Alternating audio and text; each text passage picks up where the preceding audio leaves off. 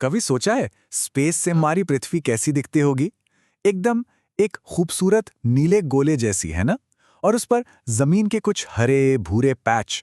आज हम इन्हीं पैचेस और उस गहरे नीले समंदर की कहानी को थोड़ा और करीब से समझेंगे। तो सबसे पहला सवाल तो ये ही आता है कि हमारी ये दुनिया असल में है कैसी। मतलब इस पर जमीन ज्यादा है या पानी? और इसका जवाब जितना सिंपल है ना, उतना ही कह सकते हैं चौंकाने वाला भी है। ये देखिए, यकीन करना मुश्किल है ना? हमारी दुनिया का 71% हिस्सा सिर्फ पानी है। इसका मतलब तो ये हुआ कि जिसे हम पृथ्वी कहते हैं, वो असल में एक पानी का ग्रह है। और हम सब जिस जमीन पर रहते हैं, वो तो पूरी सतह का बस 29% ही है। तो कोई सोच सकता है कि ठीक है, 71% पानी है, 29% जमीन है, इससे क्या फर्क पड़ता है? ये तो बस एक नंबर है, राइट? नहीं, बिल्कुल नहीं। ये एक नंबर ही सब कुछ तय करता है। सब कुछ। हमारे मौसम से लेकर हमारे इतिहास तक, सब कुछ। दुनिया का क्लाइमेट कैसा होगा, पुराने जमाने में ट्रेड रूट्स कहां से गुजरेंगे और बड़ी बड़ी सिविलाइजेशंस कहां बसेंगी, इन सब सवालों का जवाब इसी एक आंकड़े में छिपा है। तो चलिए कहानी की शुरुआत करते हैं उस 29% जमीन से। ये जो जमीन है ना, ये असल में 7 बहुत बड़े बड़े टुकड़ों में बटी हुई है। और इन्हीं टुकड़ों को हम कहते हैं महाद्वीप। तो सवाल है, ये महाद्वीप हैं क्या चीज? अच्छा, इन्हें ऐसे समझिए, जैसे दुनिया के बहुत बड़े बड़े आइलैंड्स हों, इतने बड़े कि उनमें पूरे पूरे देश समा जाएं। ये जमीन के वो हिस्से हैं जिन्हें महासागरों ने एक दूसरे से अलग कर रखा है। और दुनिया में ऐसे कुल 7 महाद्वीप हैं। तो चलिए एक एक करके इन सातों से मिलते हैं। सबसे पहले आता है एशिया, दुनिया का सबसे बड़ा महाद्वीप, जहां दुनिया की आधी से ज्यादा आबादी रहती है। फिर है अफ्रीका, दूसरा सबसे बड़ा, और वो जगह जहां से माना जाता है इंसानियत का सफर शुरू हुआ था। इसके बाद है नॉर्थ और साउथ अमेरिका, जो अपनी विशाल पर्वतमालाओं और अमेज़न जैसे घने जंगलों के लिए जाने जाते हैं। फिर आता है अंटार्कटिका, पृथ्वी की सबसे ठंडी और सुनसान जगह, जो पूरी तरह से बर्फ की मोटी चादर से ढकी है। फिर है यूरोप, जिसे अक्सर डेवलप्ड देशों का महाद्वीप कहा जाता है। और आखिर में ऑस्ट्रेलिया, जो इतना अलग थलग है कि उसे आइलैंड कॉन्टिनेंट भी कहते हैं। अब देखिए, ये जो 7 महाद्वीप हैं, ये सिर्फ जमीन के टुकड़े नहीं हैं। हर एक की अपनी एक कहानी है, एक अनोखी कहानी, जो करोड़ों सालों में बनी है। तो चलिए इनमें से एक सबसे दिलचस्प कहानी पर नजर डालते हैं। हमारे अपने भारतीय उपमहाद्वीप की एक अविश्वसनीय यात्रा की कहानी। लेकिन कहानी से पहले एक छोटा सा सवाल, ये उपमहाद्वीप या सब कॉन्टिनेंट होता क्या है? देखिए, ये होता तो किसी कॉन्टिनेंट का ही हिस्सा है, लेकिन एक बहुत बड़ा हिस्सा, जो पहाड़ या समुद्र जैसी किसी नेचुरल बाउंड्री की वजह से बाकी कॉन्टिनेंट से थोड़ा अलग थलग दिखता है। इसकी अपनी एक अलग पहचान होती है।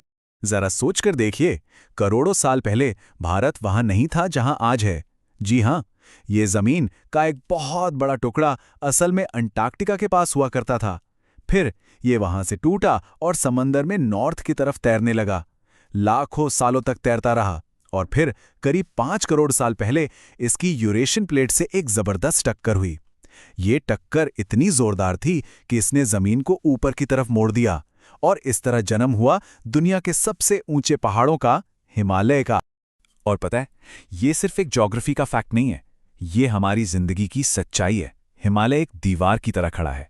ये नॉर्थ से आने वाली ठंडी सूखी हवाओं को इंडिया में आने से रोकता है।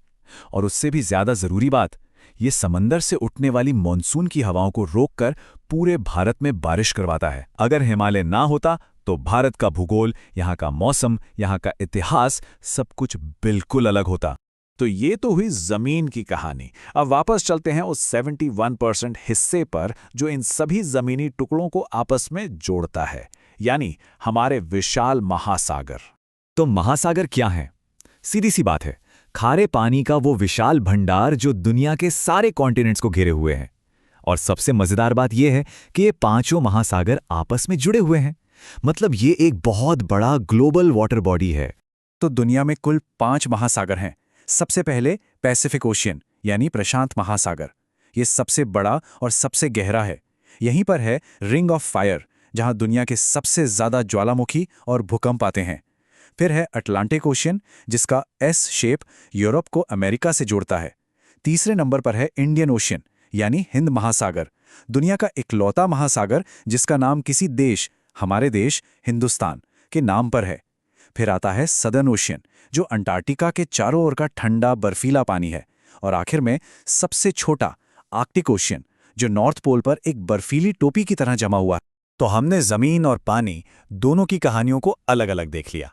अब वक्त है पूरी पिक्चर को एक साथ देखने का, और जो भी जरूरी बातें हैं उन्हें एक बार फिर से दोहराने का। तो जो मेन पॉइंट्स हैं वो ये हैं। पृथ्वी की सतह पर 71% पानी है और 29% जमीन। ये जमीन 7 कॉन्टिनेंट्स में बटी है और पानी 5 ओशंस में। सबसे बड़ा कॉन्टिनेंट है एशिया और सबसे बड़ा ओशन है पैसिफिक। तो अगली बार जब भी कोई दुनिया का मैप देखे तो ये याद रखना कि ये सिर्फ लकीरें और रंग नहीं हैं, ये तो अरबों सालों में बनी एक इनक्रेडिबल और लगातार बदलती हुई कहानी है। और आखिर में एक सवाल जो सोचने पर मजबूर करता है। हमने बात की कि कैसे इंडियन प्लेट आज भी हिमालय को और ऊंचा कर रही है। इसका मतलब साफ है, ये महाद्वीप रुके हुए नहीं हैं, ये लगातार बहुत धीरे धीरे हिल रहे हैं। तो जरा सोचिए, अगर ये आज भी खिसक रहे हैं तो आज से लाखों साल बाद हमारी पृथ्वी का नक्शा कैसा दिखेगा?